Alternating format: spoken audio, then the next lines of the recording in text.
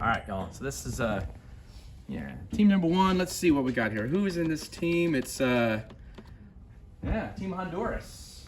Okay. So here you go. I'll make sure you get one of these, Ms. Lee. Here you go. How many of these have you done, Ms. Victoria? This is number 5 or 6 or something. Yeah. Several of these, huh? Yeah. Become an expert. So that's them. Team Honduras. Tell you what, let's give them a hand, everybody. Why they worked so hard this week. Yay! Thanks, Stephanie. All right. So let's see how they did with this one.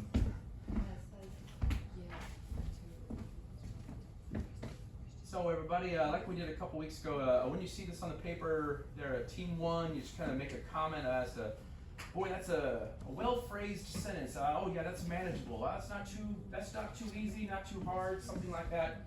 Well, that meets the demands of the TOEFL there. All right, so it says here. Well, this one actually probably should have an audio file that reads it out loud, but that's all right. Some people enjoy taking risks and trying new things. Others are not adventurous.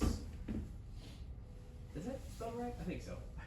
They are cautious and prefer to avoid danger. Which behavior do you think is better?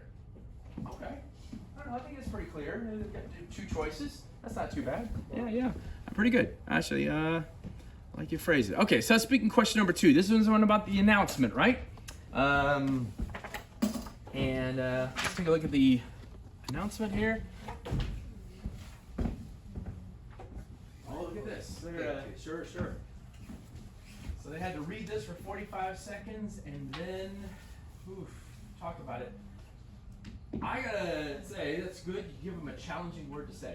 Sculpture. It's hard to say for some people, right? Sculpture, yeah. Beautiful. Yeah, it sounds good. Yeah, similar word in Spanish, I'm just guessing? Sculptura. Oh, okay. All right. As administrators announce today, sculpture program will be eliminated. There's the change. All right, put it right at the beginning. Pretty good. That makes it easy enough.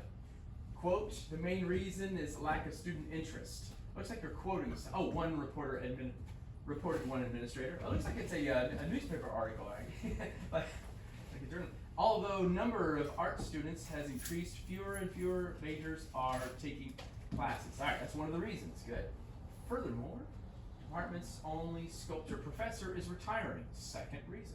Look at that. Yeah, not enough students, not enough teachers. All right, so let's go and listen to the students talk about this. Let's see.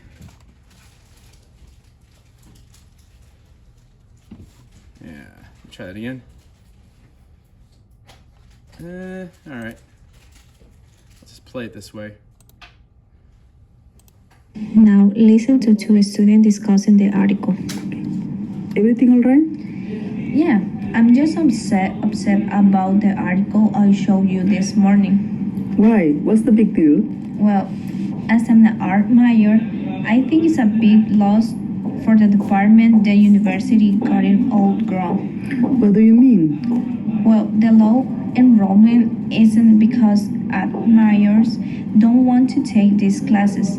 Problem is, who has time to take them when there are so many other requirements? I don't understand. See, the classes they are eliminated or the all optional, the required course are mostly painting and drawing, and they take it all our time. What we really need are different requirements. The art majors could take a better variety of classes. All the themes were interesting. That makes sense, but the thing about the professor? Well, that's true, but still they're being drastic. If money is the problem, they could hire a part-time professor, or most of the professors in the department have secondary fields. Really? Yeah, at least a few painting teachers are also great sculptors, and sure one of them could teach a class. All right, super duper. Actually, I gotta say that's a good length, not too long there. Yeah, to be honest, maybe the pronunciation of a few words was a little bit of an obstacle. That's all right, no problem. Not with everything, but so for example, I remember talking to them earlier. She was trying to say art major. Yeah, let's say that word, art major. Major. And I heard like ire, like buyer or Meyer or something like that. Yeah. I know why, because that J and that Y naturally you want to make the y sound, right? Okay, fair enough. Yeah. You can make comments on that. Do you think if you had to take that on the real TOEFL, is that manageable? Is that hard enough? Is that easy enough, etc.? You know, okay. So let's go on to the next one here. And all right, the woman expresses her opinion. Oh, that's good. Yeah, it was one of the women. Now listen. Yeah. There's a lot of ladies in this class. State her opinion, explain the reasons she gives for that opinion. Okay, very clear question. All right, let's see what else we got here. Well, not that. All right, now number 3. Let's see what team number 1 did for number 3. This is speaking, number 3. Many animals use collaboration to protect themselves from a predator. One defensive strategy. Actually, I should be reading this. Let's have one of the team members do it. You want to do it? Go for it. I'll let you read it, Ms. Dulcet. Can you see it okay from where you are? Okay, go ahead. Yeah. Many animals use collaboration to protect themselves from predator. One defensive strategy involving the use of collaboration is what is known as revealing collaboration. Okay. Animals employing this strategy have an area of brain color of someone part of their body. This brain color is usually hidden from the predator's view when approached by a predator. The animal to suddenly reveal the area of brain color. This unexpected display of color startles or confuses the predator and provides them will be prey with an opportunity to escape. Cool. Oh, wow, that's an interesting phrasing. Then the would be. Yeah, that's cool. Yeah. That's another way of saying potential. Yeah. Vowel sounds like for me. Yeah, you were trying to say bright. I heard breen. That's natural. I understand the letter I. You immediately associate with a long E sound. That's an I sound. Bright colors. That's okay. Yeah. Anyway, I noticed first of all, the title is what we're supposed to be looking for, right? Pretty clear. I think that's not too bad, even though it's not at the top. Collaboration, I think, is the title, right? That's the new concept. I think we're supposed to be, right? And then how they use it, right? I like how eventually you did pronounce predator right there. But anyway, definition. It's supposed to provide a definition. There's a few grammatical errors in here. I noticed. Yeah, let's see. Many animals use collaboration to protect themselves from predator. That sounds like a person's name, like from Chris Lively, from Predator, the character in the movie, right? A predator or predators, plural. Make it plural. Yeah, from a predator or plurals, right? One defensive strategy involving the use. One defensive strategy is using the use of coloration, and what is known as revealing coloration. Employing this strategy, have an area of bright color of some part of the body is usually okay. Other than that, just very minor things. Yeah. What do y'all think? If you were a student having to read that, pretty clear title, pretty clear definition. I think so. Yeah. Even though it's not written at the very top, sometimes they are like that. They don't have a clear title. It's just like the first sentence. So, all right. Let's see what we got here. Next, here's the lecture. Listen to a part of a lecture from a biology class. There's a large tropical insect called the peanut bug, yes, like the peanuts that you eat. And the peanut bugs from wings are colored so that they blend in with their surroundings. But its back wings, which are usually closed and hidden, have these bright colorful spots on them.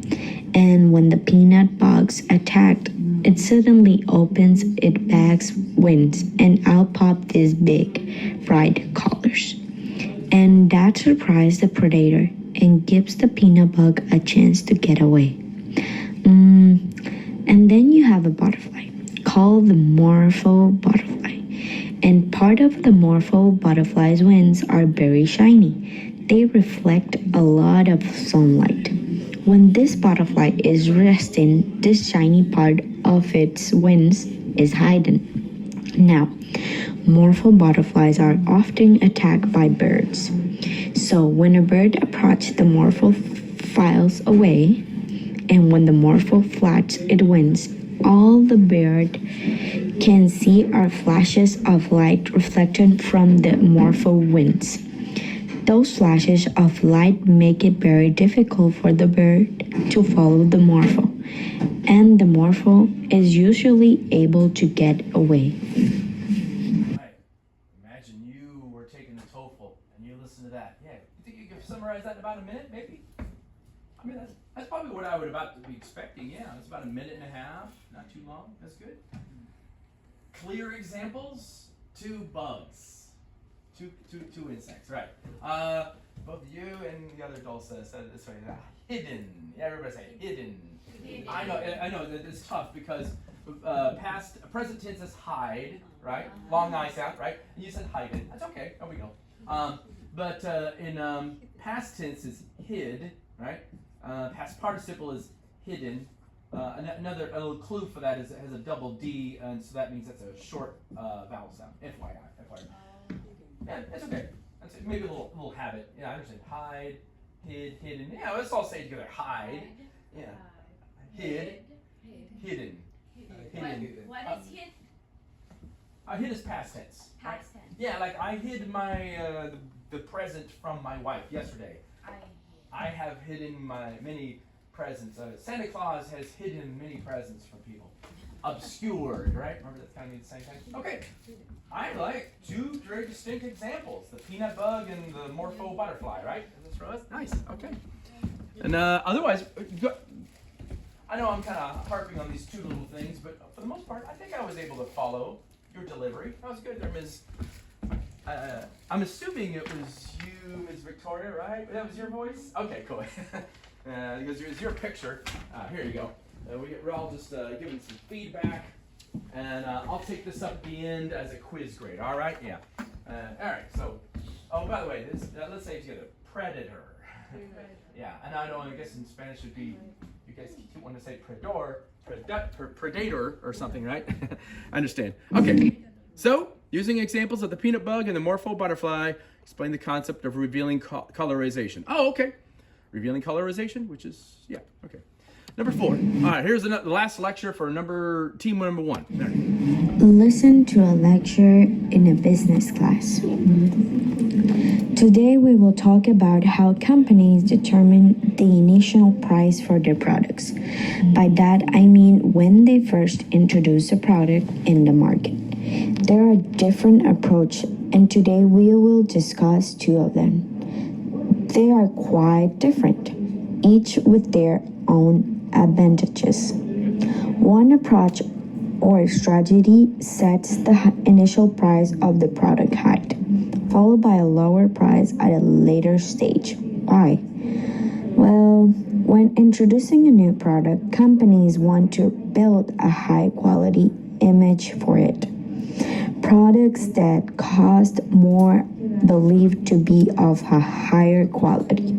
So, during the early stages of the product life cycle, companies can make very high profits from consumers willing to pay more for a high quality product. And although consumers know that prices will eventually go down, they are also willing to pay more to get the product sooner. This approach works very well with innovate high-tech products, for example. Now, just think about when a video recorders or a video cameras or even cell phones first came out. They were very expensive, but then they become much more accessible. Another very common strategy sets an initial price low. Now, this happens when the market is already saturated with the product, and the strategy is to undercut its competitors. Say there's a newly starting computer maker trying to gain market share. So what do? Well, they offer a computer at an affordable price, lower than existing brands. By doing this, the company appeals to new customers who weren't probably even interested in getting a computer. And well, of course, to existing customers who might not be tempted to switch brands. Now, how does this company make profits with its low price computer? Well, one thing that's often done is to encourage their customers to buy accessories also manufactured by them, like printers or software, for example. What do y'all think? Summarize that in 1 minute. Oh, I sent you the You sent it one to me. Oh, you worked on it and made a new one. I'm sorry, I told you yesterday to do it, and you did it, and I didn't include it in there. I did it in class. Oh shoot! Oh, I'm sorry. Yeah. Okay. No. Hang on. She sent me an updated one. Yeah, I told her about editing it down and to 1 minute. Too long. Yeah, it's about a minute and a half. For today, Dulce España. Let me take a look here. Yeah, I didn't update there. There you are. Okay, let me put it in there. Okay. Well, anyway. So she shortened it down a little bit. Well, you worked on it. Let's go ahead and hear what that lecture would have been then. It's like here. Listen to a Oh, look at that, 1 minute and 50 seconds. Oh, much better. Yeah. Okay, all right, here we go. This is the edited. First of all, great lecture. Very well organized. I think there's 2 distinct subtopics. Let's see what you did with it. Listen to a lecture in a business class. We are going to talk about how companies determine the initial price for their products.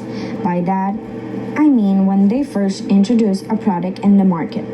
There are different approaches, and today we will discuss 2 of them. They are quite different, each with their own advantages. One approach or strategy sets the initial price of the product high, followed by a lower price at a later stage. Why? Well, when introducing a new product, companies want to build a high quality image for it. Products that cost more are believable to be of higher quality. So, during the early stages of the product life cycle, companies can make very high profits from consumers willing to pay more for a high quality product. And although customers know the price will eventually go down, they are also willing to pay more to get the product sooner. Another very common strategy sets an initial price low. Now, this happens when the market is already saturated with the product, and the strategy is to undercut its competitors. Say there's a newly starting computer maker trying to gain market share. So what do? Well, they offer a computer at an affordable price, lower than existing brands. By doing this, the company appeals to new customers who weren't probably even interested in getting a computer. And well, of course, to existing customers who might not now be tempted to switch brands. All right. Nice. Much more manageable. I can see, actually, I'm kind of glad I played both of them. Kind of see where you chose to edit. You know, there was a bunch of stuff about CD players or something like that. You took out a lot of the extra examples, but you had, and I like these very clear transitions. One strategy, another strategy. All right, y'all. Cool. Give her a by the way, your delivery is pretty clear. It's not too fast. So I can follow that. All right. So y'all can give some feedback to that team as to their effort. And the question is using points and examples from the lecture. Explain the 2 pricing strategies. Yeah, that's what I would call it. Described by the professor. All right, that's team 1, Team Honduras. Give them a hand, everybody. Yay! I mean, not just Honduras, but you guys are like from the same city or something, right? Yeah, I should have, right? The same country. Same country, yeah. Oh, But- Dulce and I, we are from the same team. But where are you from then? A different place than Honduras, though, right? Yeah, but it's in the west. Oh. close to the department. To this, I am from Santa Barbara. It's bordered with Ocotepeque. Oh my gosh, so it's kind of close, Yeah. close by anyway. Wow, what a wild coincidence. That's pretty awesome. Okay, that's Team Honduras. Let's see what Team 2 did. So everybody, I know this might take a while, and I appreciate your patience, but you guys work so hard at it. Yeah, work so hard at it. I want y'all to reap the benefits of all your hard work there. Okay, so speaking question number 1. Oh, first of all, this team is team. You see what they did there? They were like, watch me. When I put that together, I was thinking, in loving memory of our. It's like, yeah, it's like it's your funeral or something. No, anyway, yeah. Never forget, poor Daphne. All right, anyway.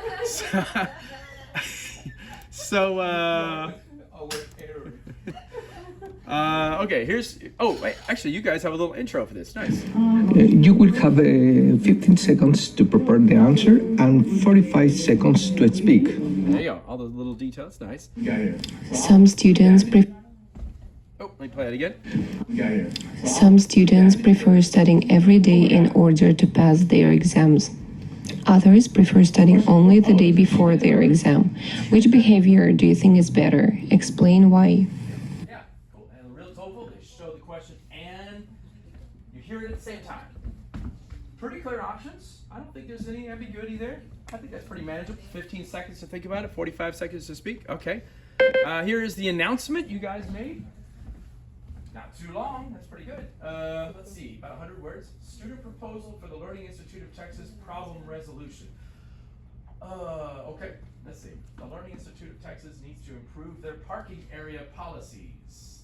Many students tend to drive fast in an effort to arrive on time. All right, so I gotta, as a student, I gotta identify the change pretty clearly. So it's changing some sort of parking policy.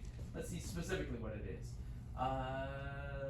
In order to avoid this kind of incidents, risk of being hit by a car, right? To avoid these kind of incidents, LIT should install cameras to monitor and give tickets to students who drive really fast. I see that's the change. Nice. You buried the change kind of in the middle, make it a challenge for the student to find the subject of the conversation. That's what the students will talk about, right? Install cameras, give tickets who drive fast. They also might install speed bumps in the parking area to prevent potential accidents. Sincerely, Jaime. Oh, this is Jaime's idea. I like how you created your own. I'm definitely going to show this. We have a teachers meeting today, so I'm going to definitely show this to Tim. And he's like, "Hey, Jaime, that's a pretty good idea." So if you get a ticket next week, you can thank him for it. All right, so that's the announcement. All right, pretty good length. That's about the length that one would expect. Yeah, all right. Hey. All right, here we go. Oh, sorry. Hey, did you read Jamie's proposal about the parking lot? Yes, I did, but I think that is not company for us. Because what happens if there are a power outage? Cameras could monitor if accidents happen. Who's going to be responsible for that?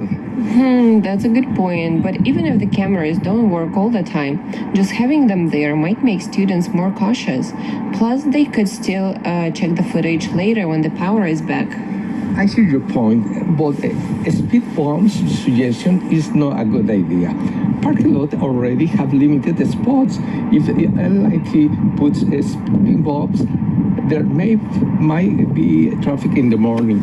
Yeah, I get that. But without speed bumps, how else can we make sure students slow down? If people are rushing, they won't care about safety. Maybe they could put up cleaner speed limit signs or have security staff monitor the area during busy hours. That is why there is a control without causing more congestion. That could work. Either way, something needs to be done before an accident happens. Exactly.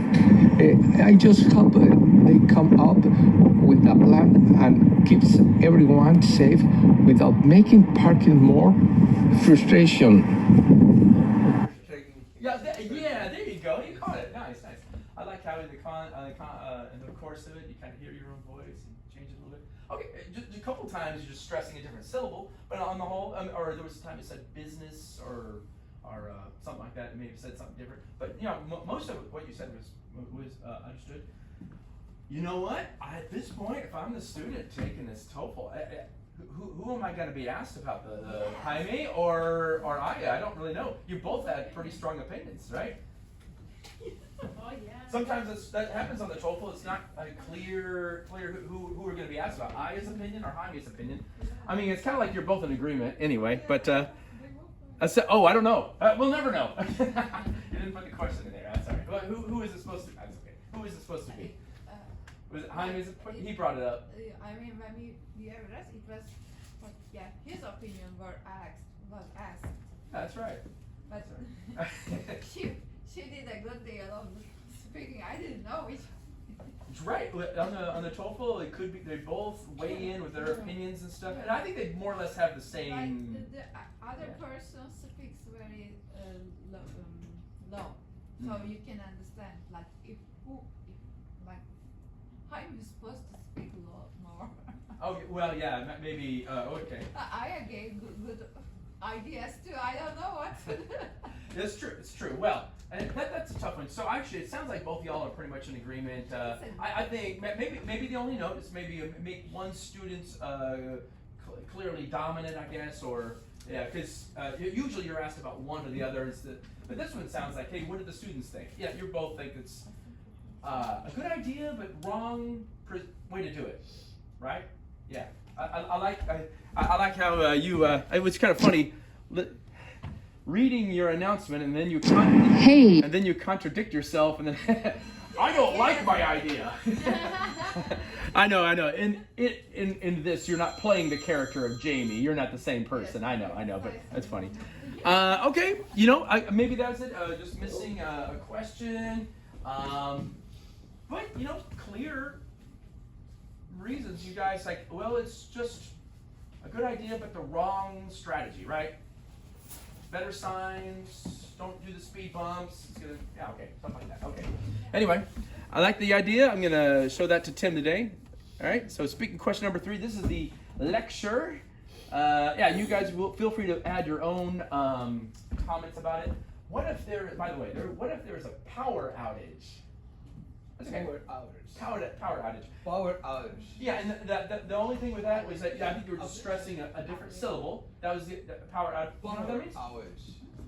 You know what that means? You were like, Me? Yeah. Oh. No, I am others. Oh, okay. You just look like you weren't sure what that is. So. No, it's just different phrase. I mean, in here people say power outage. We say just electricity is went, like it's gone. Oh, it's gone. Electricity is gone. I can imagine that. Oh, yeah, that's very good. Right. Maybe an unfamiliar phrase to you. That's fine. I say without electricity. We're without electricity. Gotcha. Yeah. I can imagine Americans saying it that way too. Yeah. I watch the news. There may be power outages. You probably hear that. Yeah. Meaning the service is down for certain areas. Okay. Here is. I've seen this one before. It's good. You pulled from a textbook. That's fine. Flow. Oh, that's funny. Didn't we? You have that textbook. You have that actual book. I think I remember. Yeah. You flow. Right. Yeah, Psychological right. term. Right. That's funny. Yeah. What a coincidence. Yeah. Feeling of complete. All right. So for this one, remember, there's a T, a D, and an EX. That's what the student's supposed to do. And you guys can make comments on the paper there. Is it a clear title? Yeah. Easy, manageable, clear definition. Feeling of complete, energized focus is in an activity. It's called flow. Wow. Pretty concise definition. Even in that first sentence. People enter a state of flow, lose their sense of time, feeling of satisfaction, they become completely involved in an activity for its own sake. Boy, it's phrased really well. It's That's me. It's you. Yeah. Wait, you? Oh, what do you mean? I lose the notion of the time when I make something. I like to decor something, but sometimes 3 a.m. Oh my God, it's 3 a.m. When you're decorating something, huh? What is it that you decorate that you just in a state of flow for? Whatever. Okay. I restore the furniture. Oh, is that right? I make a flower. Man, but that's awesome. I think everybody's kind of felt that feeling. I know maybe you probably felt it when you played basketball, right? Maybe when you're at work. I don't know. It could be whatever activity, oftentimes artistic or something. Music, sports, stuff like that. They could completely involve the activity for its own sake, for what may result in the activity, such as money or prestige. Yeah, it's an intrinsic thing. Okay. Contrary to expectation, flow usually happens not during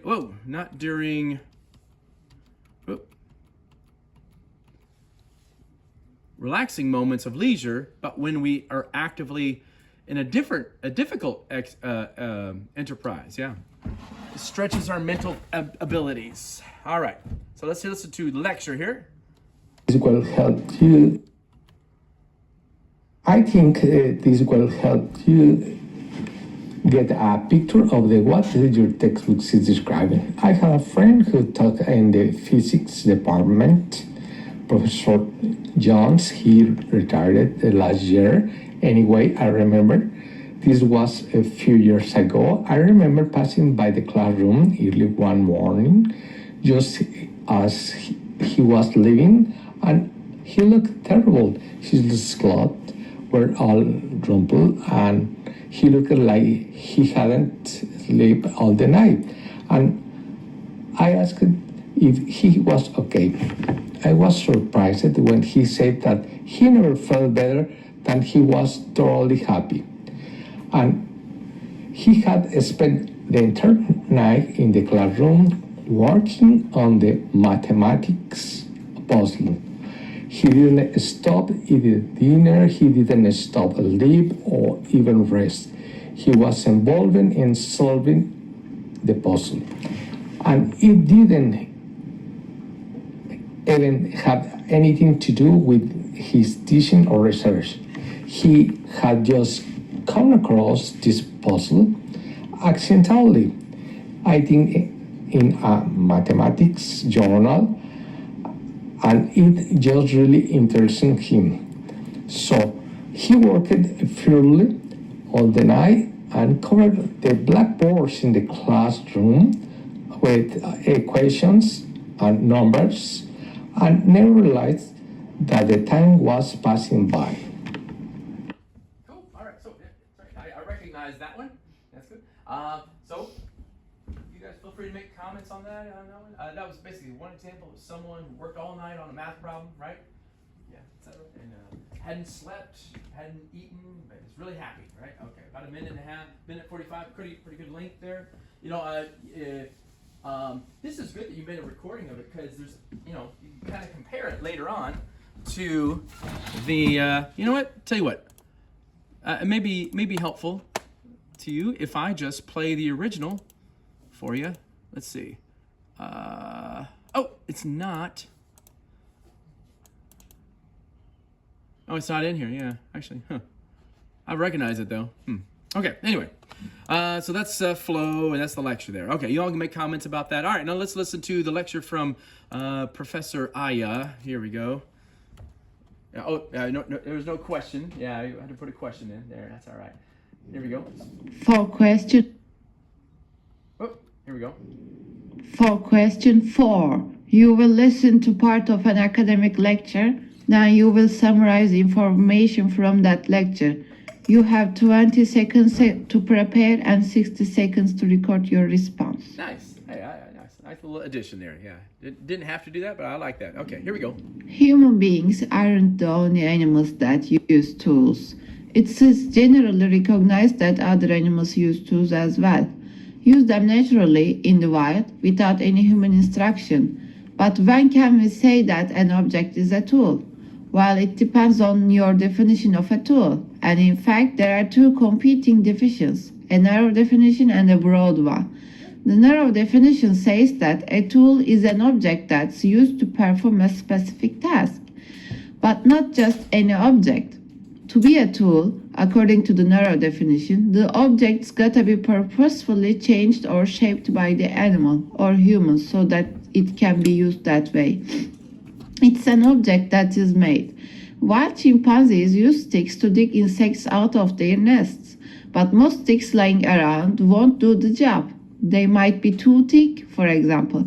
So the sticks have to be sharpened so they will fit into the hole in an anthill or the insect nest. The chimp pulls off the leaves and chews the stick and trims it down that way until it's right size. The chimp doesn't just find the stick. You could just say it makes it in a way. But the broad definition says an object doesn't have to be modified to be considered a tool. The broad definition says a tool is any object that is used to perform a specific task. For example, an elephant will sometimes use a stick to scratch its back. It just picks up a stick from the ground and scratches its back with it. It doesn't modify the stick, it uses it just as it's found. And it's a tool under the broad definition. But under the narrow definition, it is not, because, well, the elephant doesn't change it anyway. Okay, about 2 minutes, and from your point of view, if you got that on the TOEFL, you got to summarize that in 1 minute. I don't know, it's well organized, I thought. Yeah, I know you're reading the script, right? That's awesome. And by the way, the general flow to your English there is good. You're stressing the right syllable. Just occasionally a different vowel sound that I would use here and there. But no, but I think I can imagine most students, even a native English speaker students sitting in a university and someone maybe with a different accent. I can imagine that they would actually encounter that in real life. Cool. I know I'm pointing to you. This is Professor Aya, right? Yeah, of course, right. Broad definition, narrow definition. I think that's kind of, or maybe the chimp, the monkey, right, and the elephant. Good. One of them has a very narrow definition. They have to adapt it and change it. The other one, they don't change it. All right. Okay. That's pretty well organized, I thought. Okay. You guys have your own impression. You can write down your own opinion of that one. Okay. Using points and examples from the talk, describe the two different definitions of tools given by the professor. All right, so that's what you're supposed to have the text there too. So I started writing that. So that's team 2. Everybody, give them a hand. Everybody, team 2. We'll never forget Daphne. Oh, it's so sad how Daphne did. Anyway, no, I was kidding. All right, so here we go. I know this will take a while, but I appreciate your patience. We're moving on to team 3 now, the yellow team. Let's see what you guys. Let's get to who these people are. Gonna put this on YouTube. There they are. That's team 3. Give them a hand, everybody. A lot of work. Okay, so let's see what y'all did. This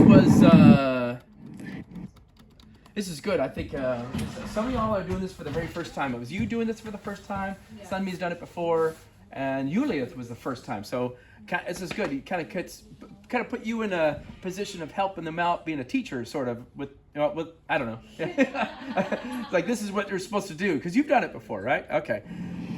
You will have 15 seconds to prepare an answer and 45 seconds to speak. Very clear. Nice. Okay. Question number 1. Some students prefer taking notes when they are listening a lecture. Others prefer only listening without taking notes. Which method do you think is better for students and why? Clear instructions, right? Very nice. And I like the intonation. Huh? And huh. You're right. You made it very clear to differentiate it. Yes. It's good delivery. That's good. All right. Y'all welcome to make a little comment there on speaking question number 1. Here's number 2, the announcement from college campus. Okay, pretty good length, about 100 words. That's right. That's about the right length there. Yeah. Extended library hours. University has announced a plan. I'm talking too much. I'll let you read it. Yeah. Okay, the university has announced a plan to extend the library hours until midnight on weekdays. The administration believes that this change will benefit students by providing more quiet study time and access to resources in the evening. Many students have expressed concern about the lack of study spaces during peak hours, and the university hopes that extending library hours will help alleviate these issues. Additionally, the university expects that the longer hours will encourage students to make better use of academic resources such as books and research materials, which are only available in the library. Wow, really well, yeah, well phrased too. Yeah, sounds good. Nice, and good delivery with what you're reading there too. By the way, are you all familiar with during peak hours? You ever heard that expression before? Peak. Yeah. Peak is is it similar in Spanish, I guess, right? Okay. Peak is like the summit, the top of a mountain, right? And so peak hours metaphorically would be like the busiest. Busy hour. Right there. Oh, cool. You don't use it similarly. Interesting. The busiest time, the peak hours. Yeah. Okay. So here is the conversation between the two students. Did you hear about the university new plan to extend library hours until midnight? Yeah, I did. Honestly, I don't think it's a good idea. Really? Why not? I thought more study time would be helpful. Well, first of all, most students already have alternative places to study in the evening. Many of us use online resources instead of physical books, so we don't need the library to be open and late. Plus, a lot of students prefer studying in cafes or at home, so extending the library hours won't really make a big difference. I see what you mean, but maybe some students still need access to quiet study spaces. That might be true, but there's another problem. Keeping the library open longer will cost a lot of money. Staff salaries, electricity, maintenance, and so on. And where is that money going to come from? Probably from an increase in tuition fees. I don't think it's fair for students to pay more for something that most of us won't even use. Yeah, that's a good point. I wouldn't want tuition to go up just for that. I like the it's good length. I can imagine a student pretty manageably summarizing that conversation. And each of your reasons were related to the announcement. That was very clear. Yeah. Very manageable to do, and your delivery there was really easy to follow here and there. You know, that's good. Makes me wonder what kind of school that is. Were you raising chickens in the back? I love it. I'm just kidding, but no, that was well. Yeah, it was good. So one person had the dominant opinion, and that's manageable. Yeah. So even if you're part of Team 3, you're welcome to make comments there. Okay, so that's them. And the woman expresses her opinion. Oh, actually. The woman expresses her opinion about the university's plan, state her opinion, and explain the reasons she gives for holding that opinion. Yeah, there it is. All right, nice touch there. Very clear task that they're supposed to do. Hi there. All right, so let's see. You're just in time. Yeah. Actually, you get to hear your lecture. Yeah, here's, so that was, here's speaking question number 3. Importance of education in society. All right, so remember this one is supposed to be title, definition, example, right? So title, definition, example. Importance of education in society, that's pretty clear. I'm talking too much. Miss Sunday, would you want to read it? I'll let you read it. Yeah, education is Education is the foundation of a successful and progressive society. It provides individuals with the knowledge and skills necessary to improve their lives and contribute positively to their communities. Through education, people gain access to better job opportunities, develop critical thinking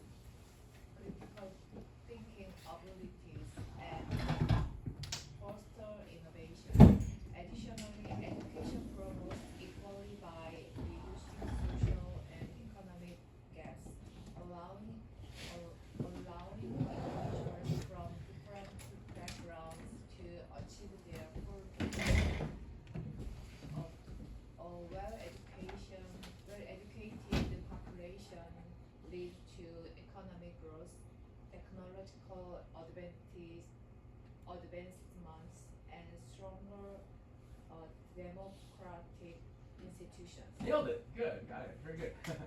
45 seconds to read that. Ooh, that's good. Makes it a challenge. But you know, I like how it's. I know y'all probably copied that from somewhere, but that's good. It's well organized. It's like this is one reason why it's important, and another reason. Yeah, it kind of breaks it down. If some students writing it down, they're tasked with trying to summarize that, and how is this going to be connected to the examples in the lecture? Here we go. Education is the foundation of a successful and progressive society. It provides individuals with the knowledge and skills necessary to improve their life and contribute positively to their communities. Through education, people gain access to better job opportunities, develop critical thinking abilities, and foster innovation. For example, in many developing countries, initiatives that focus on educating young girls have led to significant reductions in poverty. Women who receive education are more likely to secure and stable jobs, support their families, and contribute to their communities and economic growth. Moreover, education promotes equality by reducing social and economic gaps, allowing individuals from different backgrounds to achieve their full potential.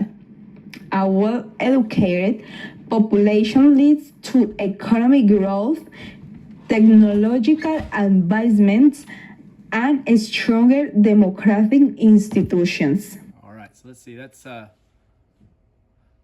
there's something about young ladies and stuff that wasn't included in. Okay, it sounds like honestly that sounds like a you're reading the that part. It was the same thing as that. So I think whatever source you pulled it from, you may have been reading from the textbook, but there was a different script for a lecture that provided examples. And maybe I heard you something about helps something like young girls, provides jobs, contribute, but a lot of that was kind of a summary of the reading area, saying the same words. I wonder if maybe you might have read the different script or something. That's okay. That's how we learn it, right? Yeah, I think usually there's two examples. A couple of examples of how education is really important in society. It helps to help young girls get her jobs, and help contribute to society. But it sounded like that this may have been an edited version of whatever you may have been reading. That's okay, no big deal. By the way, it gave me a chance to hear how you speak things, right? Let me hear you say this. Young girls. Young girls. Oh, good. The J and the Y sometimes is a habit for you. No big deal. And jobs. Job. Beautiful. That sounded good. That flows off real nice. Contribute. Contribute. Well, there's a lot of words that you said were great, and I can tell you were being very careful, like gaps and things like that. I think the more often you speak, it'll just get smoother and smoother. You know, there were only very minor issues with how you pronounced it. You know, certain consonant sounds. For the most part, you stress the right syllable and stuff. But I think the more you practice, it'll get smoother and smoother. It's good. Anyway, I think there was probably a different script you were supposed to read, but that's all right. Let's see what we got here. Okay, y'all feel free to make comments. Could you answer that if you were a student? The professor describes how education contributes to economic growth. Explain how education enriches society. Cool. And usually the lecture provides a more tangible example. All right, lecture number 4. Here we go. And this is team 3, by the way. Here we go. The importance of health in society. Oh, here we go. Let's try that again. Here. The importance of health in society. Health is one of the most important factors for both individual well-being and social development. A healthy population is essential for economic growth, productivity, and overall quality of life. By maintaining good health through proper nutrition, exercise, and medical care, individuals can live longer and contribute more effectively to their communities. One of the main benefits of good health is its impact on personal success. When people are physically and mentally healthy, they are more productive at work and have better academic performance. For example, students who maintain a balanced diet and exercise regularly tend to focus better in school and achieve higher grades. Similarly, employees with good health experience fewer absence and perform better in their jobs, leading to economic stability. Beyond individuals' benefits, public health is crucial for a country's progress. A nation with a strong health care system experiences lower disease rates, increased life expectancy, and a more efficient workforce. For instance, countries that invest in preventive health care, such as vaccination programs, significantly reduce the spread of diseases and lower medical costs. Additionally, a healthy population contributes to social stability and overall economic development. Okay, cool, gotcha. Normally these lectures are about maybe 2 minutes, but I think, you may have been reading a little slower, which is fine. It's good that you did that. It helps us kind of follow there. But, sounded like it was very organized there. If y'all are welcome to make comments on there. So a few things that you were. This is tough for a lot of Spanish speakers. Here, let's all say it together. Society. It's crazy. It's 4 syllables, but it's a very small word. It's strange, right? It's funny because we got a similar word that's very similar, right? Like social, right? That's the adjective, right? Everybody say social. Yeah. Society. 1, 2, 3, 4. 1, 2, 3, 4. That's unheard. Yeah. That's right. Yeah, I suspect that, like on the real TOEFL textbook, I see a picture, and I was like, that doesn't sound like that actor's voice. There's always different pictures and voices stuff. So that's totally fine. That's totally fine. They're different. Yeah. I mean, if it had been like her voice and like Jaime's picture, then that would have been a little a man and a woman. But okay, society overall. I'm gonna have you try this in overall quality of life. Overall quality of life. That's a little better. Okay, that's overall quality of life. Let's see. Medical care. Medical care. Oh, yeah. So that's what I heard this first time. Yeah. I think it's this this air sound. You're making cur, which is hard R sound. A different R sound, right? So you'd say like let's see. How about this? Earth is a hard R sound, right? Earth. But this sound is like air, the stuff you breathe, right? Like bear. Do y'all have that sound in Spanish? Yeah. Air. No, bear. Yeah, not as common, right? So sometimes y'all want to talk about the animal and you guys say beard, like cerveza. Is that what happens? Beard. Okay. Beard. So that's not a sound y'all are not familiar with, right? Gotcha. So that makes sense. Care. So, right, it's really a diphthong. 2 vowel sounds together, together. That stuff you breathe. Anyway, so maybe that's an unfamiliar sound for you guys. Care. Right. And you said cur, which is pretty close.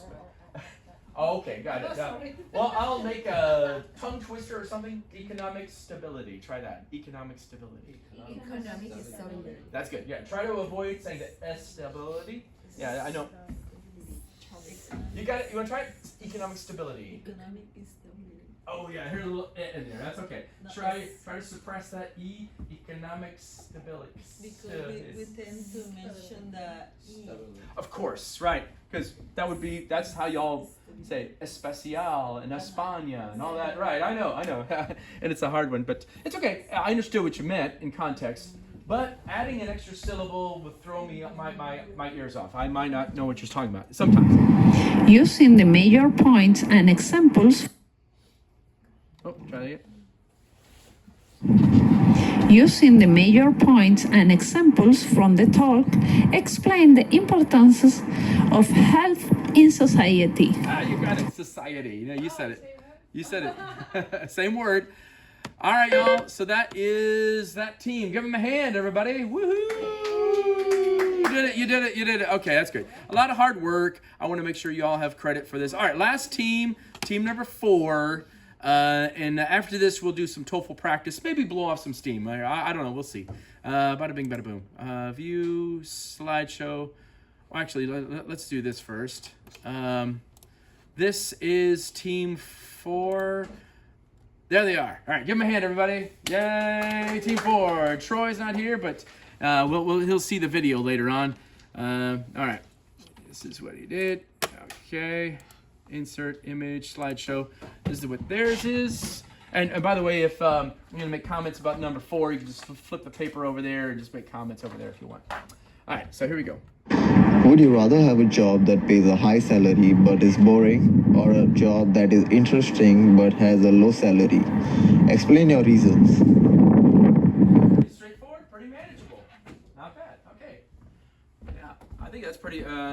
That's well said. Okay, no problem there. Okay. So here's the announcement from the college campus. You want to try it, Ms. 2? I'll let you read this out loud. Go ahead. The campus gym. Go ahead, yeah. Campus gym will permanently close at the end of this semester. This decision was made by the university administration in coordination with representatives of the student association. Fortunately, the building currently housing the center is very old, and the university can no longer afford the cost of maintaining providing heat and air conditioning as required. Furthermore, the popularity of the gym had declined. Since the university formed partnerships with several private fitness centers in the city, these partnerships mean that all full and part-time students can access 5 privately owned gym across the city at no cost. Okay, so pretty good length. I don't think that's too long or too short. That's pretty manageable, 45 seconds. The change is right at the very beginning, so that makes it pretty manageable. And two pretty distinct reasons, right? Yeah, heating and air, yeah. Okay. You guys feel free to make comments on that if you want. But here's the conversation between the 2 students. What do you think about this announcement? To be honest, I am completely opposed to this plan. Really? Why? Shutting down the gym isn't going to save much money. Sure, the building is old, but even if it isn't used on a regular basis, the school still has to maintain it. They have to make sure it's safe and it doesn't become a fire hazard or something like that. I didn't think about that. Right, and even tearing the building down will be expensive because of all the construction workers they will have to pay. Plus, once it's gone, we will have to replace it. So we shouldn't shut down the gym to save money. You make a good point. And it's not like all the students can easily use the gym in the city. The closest one is about 30 minutes. How are the people who live in the dorm supposed to reach there if they do not have their own car? I took a cab at the gym and it cost me $20. I do not have that much money to spend every time I want to exercise. Exactly. And even if you can afford a cab, it would be challenging to get one if you want to exercise late at night. I don't think that was really considered when the decision was taken to shut down the gym. Okay, cool. All right, nice. I like how you're actually reading an announcement. That's kind of the context. The flow to your English is very smooth and quick. That's probably the same pace that I would probably encounter on the real TOEFL. So I was impressed. Even though y'all were speaking quickly, I could pretty effortlessly follow both of y'all. That was good delivery there. Yeah, and two distinct reasons. He hates it, and for very specific reasons. Okay. Bada bing, bada boom. You guys make comments on that if you want. Could you manageably answer that question if you got that on the real TOEFL, right? All right, here we go. The man expresses his opinion. Yeah, it was clearly him. I like through the conversation, it was kind of like you were very easily persuaded. Oh yes, I haven't seen it that way. I like you were very, very quickly persuaded. Yeah. Anyway, number 3. Remember, this is a title, definition, example. All right, here we go. How music affects mood. Okay, a little bit short. I think normally they make it a little bit longer. Maybe it's about half as long as it should be, but very clear. Title. Yeah, I remember earlier during the week, one of the students was Ms. Lee. She's asking, how can I make a title for this? It's a good one. Yeah. Research has shown. Oh, I'm talking too much. I'll let Ms. Lee read it. Go ahead. Research has shown that music has a powerful effect on human emotions. Good. Certain types of music can improve mood, reduce stress, or even increase concentration. Scientists believe that music influences brain chemistry by triggering the release of neurotransmitters such as dopamine, which is associated with pleasure and relaxation. Hey, beautiful delivery of those words, dopamine and neurotransmitters. Wow, yeah, you are clearly already familiar with those expressions, those ideas already. Yeah, you know what? Pretty bare bones. That's the definition of whatever that is. Usually they kind of, but anyway, we'll see. This is the lecture, and it's supposed to provide examples. Today we'll talk about how music affects mood. One example of how music affects mood can be seen in its ability to reduce stress. A recent study examined patients in a hospital who were feeling anxious before surgery. Researchers divided them into 2 groups. One group listened to soft classical music, while the other sat in silence. The research showed that the patients who listened to music had lower heart rates and reported feeling calmer than those who didn't. This suggests that relaxing music can physically and mentally reduce stress. Another example is how music can boost productivity. Many students and office workers use background music to help them concentrate. Research shows that instrumental music, such as jazz or beats, helps people stay focused by blocking out distractions. For instance, some companies even play soft background music in their offices to create a relaxed yet productivity environment. This demonstrates that music doesn't just affect emotions, it can also enhance cognitive performance. Over these examples show that music has a direct influence on the brain and can be used in different ways to improve mood, reduce anxiety, and even help people work more efficiently. Imagine you were taking the TOEFL, you heard that, summarize that. Really well organized. It helps reduce stress, helps increase productivity. Very clear example, very tangible example of both of those. Yeah. Speaking question number 3 is supposed to be challenging to fit into 1 minute, and I think your delivery was so smooth and quick. Was really, really excellent. Yeah. Okay. Explain how music affects emotions and how the professor's example illustrate the concept. That was very strong there. All right, last one. Here we go, y'all. Hello, everyone. Today we are going to talk about an exciting topic: why people buy what they buy. Have you ever wondered why you feel drawn to certain products or brands? Consumer behavior is influenced by psychology, emotions, and even subtle marketing strategies. One major factor is emotional appeal. Companies use colors, music, and even scents to make you feel a certain way. For example, warm colors like red and orange create excitement, which is why many fast food brands use them. Another factor is social influence. People often buy things because others around them do this. This is called bandwagon effect. That's why influencer marketing is so powerful today. Another key concept is decision fatigue. When consumers face too many choices, they can feel overwhelmed and may either make impulsive decisions or avoid purchasing altogether. This is why business simplify choice, like offering bestseller recommendation. Understanding the behavior helps business decide better marketing strategies and helps consumers make smarter choice. So next time you shop, ask yourself, are you making a logical decision or is psychology influencing you? Excellent. I think for the most part, I followed what you were saying there very well. I think it was just a couple of times it's a bandwagon effect. This is what she was saying earlier, by the way. You ever heard that expression? Yeah, go ahead and say that again. It's too bandwagon. Bandwagon. Yeah, everybody say bandwagon. Bandwagon. Yeah, bandwagon is this idea like everybody is joining something because everybody else is joining something, only because it's popular, right? Yeah, and it's usually used this expression because like, oh, you listen to this music or this band or you're on this social media website only because everybody else is.